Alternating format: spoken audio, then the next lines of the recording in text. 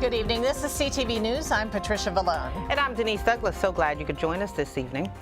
Governor Larry Hogan and law enforcement officials are getting tougher on crime. He announced initiatives yesterday to combat criminal gang enterprises and repeat violent offenders in Baltimore City and throughout the state. State and federal law enforcement officials will assist in fighting the violence in Baltimore City. In addition, legislation will be introduced to ensure that violent criminals serve their full prison sentence. We spoke with Prince George's County Police Chief Hank Stawinski for reaction to the initiative. I think it speaks to the way that law enforcement in Maryland is becoming increasingly sophisticated.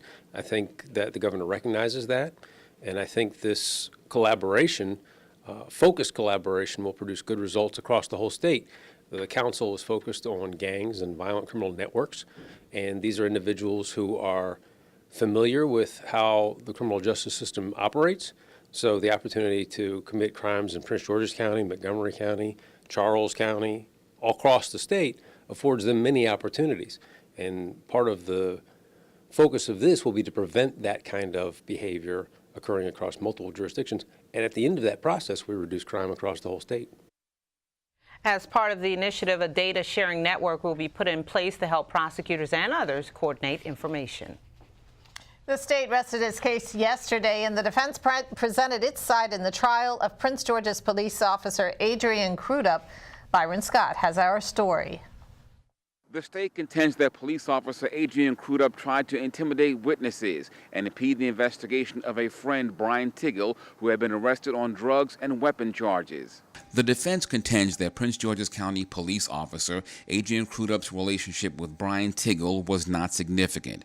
But when the state called a fellow officer to the stand who testified that Crudup told him that he had not seen Tiggle in years, Tiggle's phone records were introduced, and they appeared to show the two had been in contact more than 70 times prior to Tiggle's arrest, including the night before he was picked up. On the stand today, Crudup suggested to the jury that the phone calls took place at around the same time a mutual friend had died.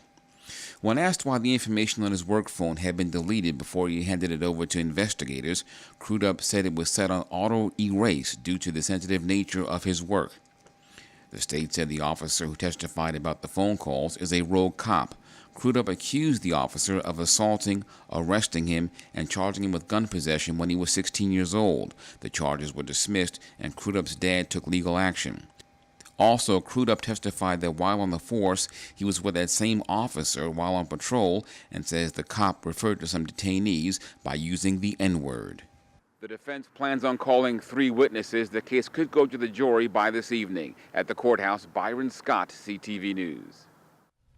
Thank you, Byron. We'll continue to follow that case. A number of improvements and changes are underway in light of the grade audit released on the Prince George's County School District last month.